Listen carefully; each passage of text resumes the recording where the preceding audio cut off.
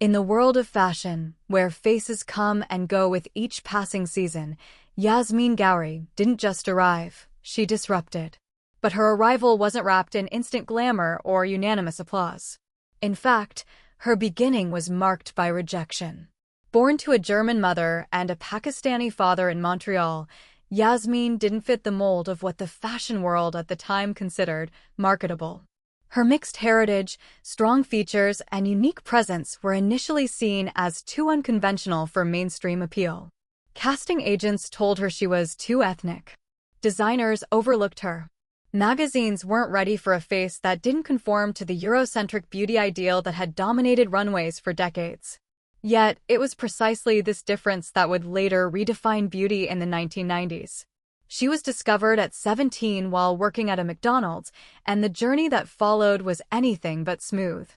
Her conservative upbringing made her hesitant about entering the world of modeling, a world her parents viewed as immodest and at odds with their values. She faced pressure not just from an industry resistant to change, but also from a home that feared what it meant to participate in it. But Yasmeen carried something that couldn't be taught: poise, mystery, and an ability to own space without trying. She didn't storm into fashion with loud statements or controversy. She slipped in quiet, graceful, but unforgettable. Her runway walk was a revelation. Gliding with an elegant sway and a fierce confidence, she made walking seem like storytelling. Designers who once doubted her were now reshaping their collections to fit her essence.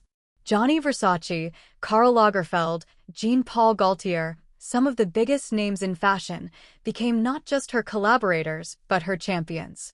The girl once told she wouldn't make it with suddenly fronting campaigns for Chanel, Christian Dior, and Victoria's Secret. Her look was not just accepted, it was now desired.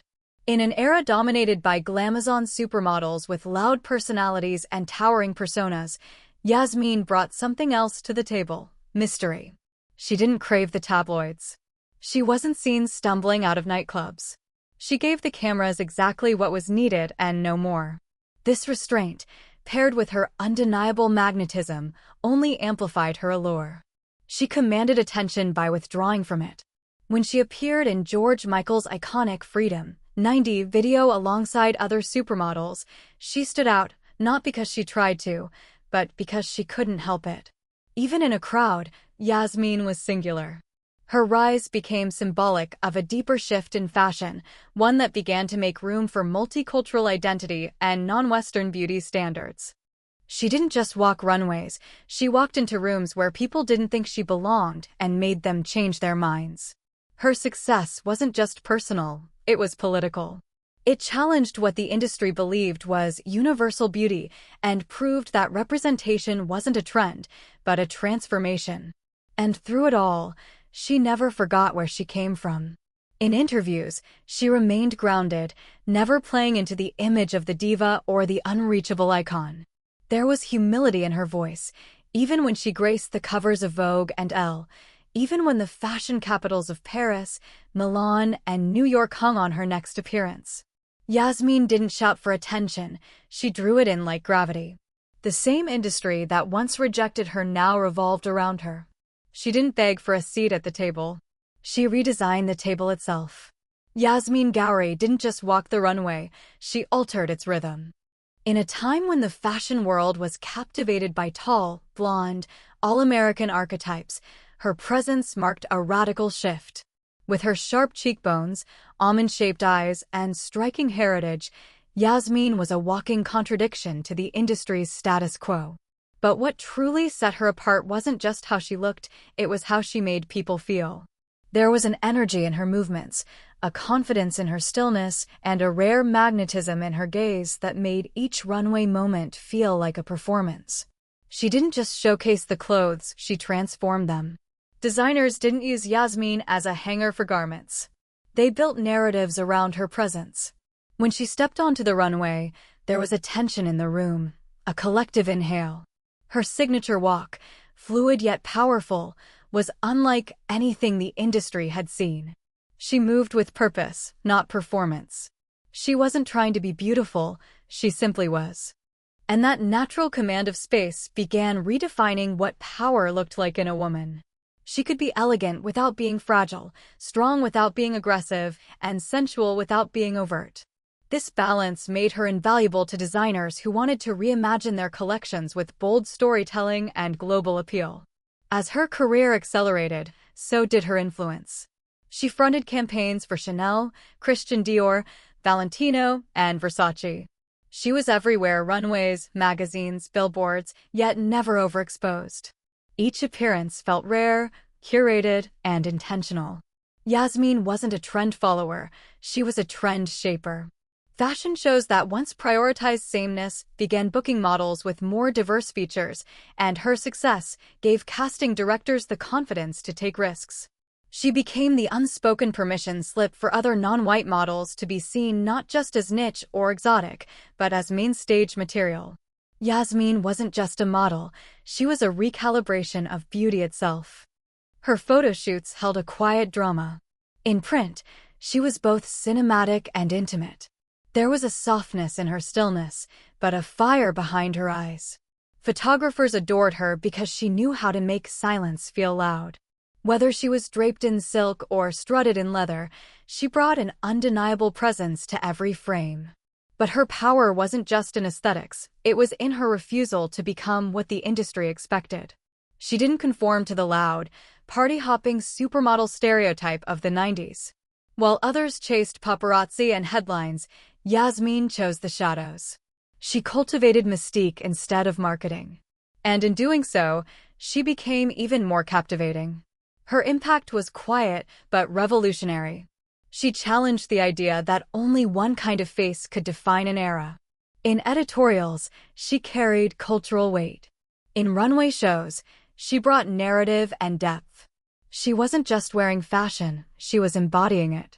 She helped usher in a period where strength and femininity were no longer at odds, where grace could be fierce, and where a woman's power came not from how much she revealed, but from what she chose to withhold.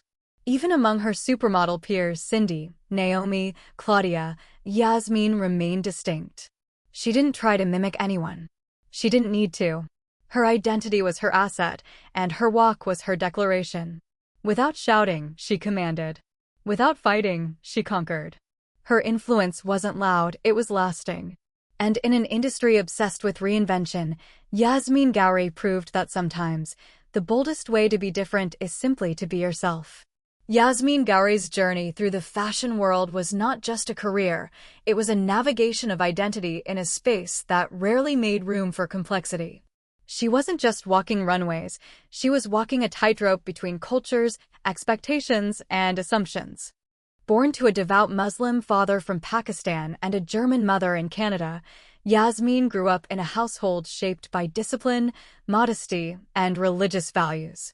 Her father, in particular, held conservative beliefs about appearance and public image, and the modeling world, known for its revealing clothing and provocative imagery, stood in stark opposition to those ideals. Yasmeen's decision to pursue modeling was not only bold, it was defiant, a departure from everything she had been raised to value. The fashion industry, for its part, was not designed for someone like her. At the time, diversity was more of an exception than a priority, and the system expected conformity from those who wished to succeed. Models were encouraged to be blank slates, canvases for the designer's vision, rather than carriers of personal history or cultural background. Yasmeen didn't fit that mold. Her face carried stories of migration, of religious heritage, of mixed identity. And while these layers made her visually unforgettable, they also made her harder to categorize, which the industry wasn't yet comfortable with. She didn't simply look different, she was different, in ways that extended far beyond surface level. That difference was both her challenge and her superpower. While other models could blend into the expected mold of European glamour, Yasmeen had to fight for visibility in a system that often saw her features as too ethnic or too niche. But instead of erasing those parts of herself, she leaned into them. She never tried to become what she wasn't. She allowed her heritage to inform her presence, and in doing so, began to slowly shift the industry's understanding of what beauty could look like. She didn't just represent a look, she represented a shift in mindset. Still, it was never simple. While she gained fame, she was also carrying the weight of personal tension. Interviews at the height of her career hinted at the inner conflict she felt between her upbringing and her work. She was aware of the eyes watching her, both from the runway and from her community. It wasn't just about walking in heels, it was about walking in two worlds. Fashion asked her to expose, to sell, to embody desire. Her background asked her to cover, to protect, to embody modesty. There was no easy harmony between the two. This internal divide may have been invisible to audiences, but it deeply informed how Yasmeen moved through the industry. She was selective about the projects she took, cautious about how far she'd let the fashion machine define her.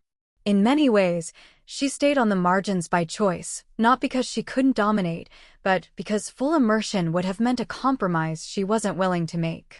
While other models threw themselves into the glamour of parties, red carpets, and press, Yasmeen often pulled back. Not out of aloofness, but out of preservation. She knew what parts of herself were negotiable and what weren't. This quiet resistance made her powerful. She didn't speak often about her heritage, but she didn't hide it either. And her presence alone in a predominantly white industry forced conversations that had been conveniently avoided for years. She was a walking contradiction to the singular beauty standard, a reminder that fashion's obsession with sameness was neither realistic nor sustainable.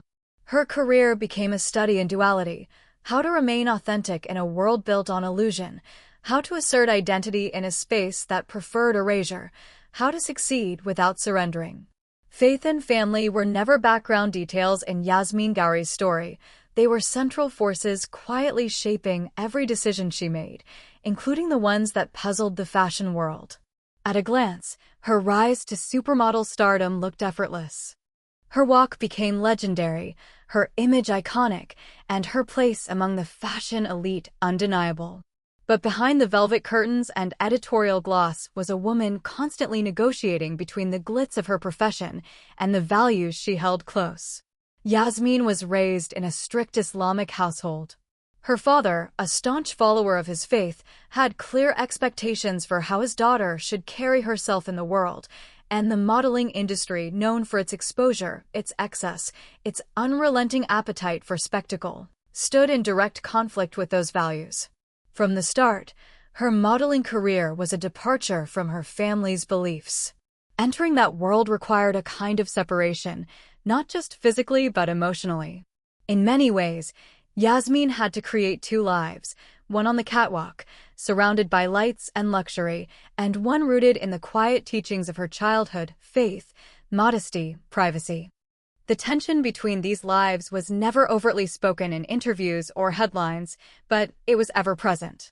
It was in the way she chose her campaigns, in how she carried herself during interviews, in what she didn't say just as much as in what she did. She wasn't the loud, flashy type of supermodel that the 90s adored. She didn't crave chaos. She craved control. There was a deep sense of boundary in how she navigated fame.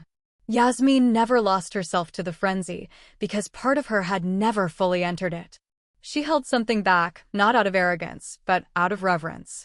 While other models were being swept into scandal and spectacle, Yasmeen remained grounded, rooted in something much older and deeper than fashion. Her faith wasn't a prop, and neither was her family. They were the invisible framework around which she built her career.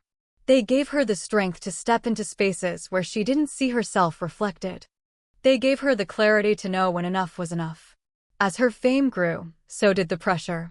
Designers, photographers, and brand executives wanted more of her, more appearances, more skin, more spectacle. But Yasmeen never became an accessory to the industry's desires. She chose when and how to be seen. She refused to pose nude, not for lack of confidence, but because it conflicted with her personal principles. At a time when many models were being pressured to bear all for the sake of art or commerce, Yasmeen held her line. That quiet act of defiance didn't make headlines, but it left a mark. It signaled that success didn't have to mean surrender. Family, too, became an anchor during her ascent. While the industry viewed models as commodities, interchangeable and disposable, Yasmeen's private life reminded her of her humanity. She wasn't trying to become a brand. She was trying to remain a person. And when the time came to make life-changing decisions, it wasn't the call of the runway that led her, it was the call of home. When she eventually started her own family, that role quickly eclipsed everything else. Motherhood wasn't a detour from fame, it was a deliberate return to the values she had kept close all along. In many ways, her exit from the fashion world was less of a departure and more of a return. She was never fully owned by the industry, never entirely consumed by its illusions. Her decisions were shaped by something quieter than the flashbulbs and more permanent than applause. In a culture that often confuses freedom with indulgence, Yasmeen embodied a different kind of liberation, the kind that comes from knowing who you are and, more importantly, who you're not. When Yasmeen Ghauri disappeared from the fashion spotlight, there was no dramatic announcement, no farewell runway, no carefully crafted PR statement. One day she was on the covers of fashion magazines and walking for the biggest designers in the world, and then, quietly, she was gone. In an industry built on visibility, where presence is everything and relevance is currency, her silence was louder than any headline. She chose to exit in a way few ever do, on her own terms, at her peak, without fanfare or permission. And that silence wasn't an absence, it was a statement. At a time when the supermodel phenomenon was reaching its loudest volume, Yasmeen turned down the noise. She had reached a level of success that most only dream of: international fame, front-row status, million-dollar contracts. But the truth was, she had never seemed fully intoxicated by any of it. While others were building empires out of their names, launching fragrances, calendars, and media appearances, Yasmeen stayed selective, almost guarded. Her mystique wasn't a branding tool, it was who she genuinely was. Fame was never the goal, just a byproduct of doing something she happened to be exceptional at. She was a woman who knew herself deeply, and with that knowledge came the clarity to leave when it mattered most. Not after the offers slowed down. Not after the lights began to fade. But when the spotlight was at its brightest, when her name was still echoing in every fashion capital. For the industry, her disappearance was jarring. In a culture where everyone is constantly reaching for more, she walked away with nothing but silence. That choice set her apart more than any editorial ever could. Yasmeen's final appearances gave no indication of retreat. There was no visible breakdown, no professional scandal, no creative fall-off. She hadn't been pushed out, she simply stopped showing up. No one really knew where she had gone. Some speculated it was burnout, others assumed it was to pursue a more private life. But those who paid attention to her values could see the through line. Yasmeen had always moved with purpose, and her exit was no different. It wasn't about rejection of the industry as much as it was a return to herself. The decision to leave quietly, without drama, was a radical act in a world built on spectacle. There was a dignity in it, an assertion that she didn't owe the world her every moment, her every reason. She chose peace over performance, and in doing so, rewrote what it could look like to leave an industry obsessed with control.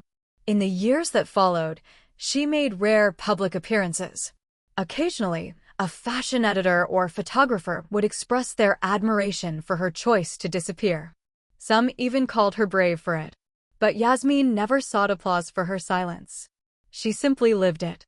That silence became her legacy. Long after she left the runway, people were still talking about her. Not in the way they talked about others who overstayed their welcome or collapsed under the pressure, but with respect. Her name was spoken like a secret people were lucky to remember. In the vacuum left by her absence, the fashion world realized that her presence had always been more than surface level. She wasn't just a model, she was a mirror held up to the industry's values, and when she walked away, it forced everyone to look more closely. There's a certain power in knowing when not to speak, when not to show up, when not to chase the applause. Yasmeen understood that deeply. Her silence wasn't retreat, it was strength. It wasn't escape, it was ownership. While others built legacies on visibility, she built hers on restraint. And somehow, by walking away, she left a presence even louder than the flashbulbs she had once stood beneath.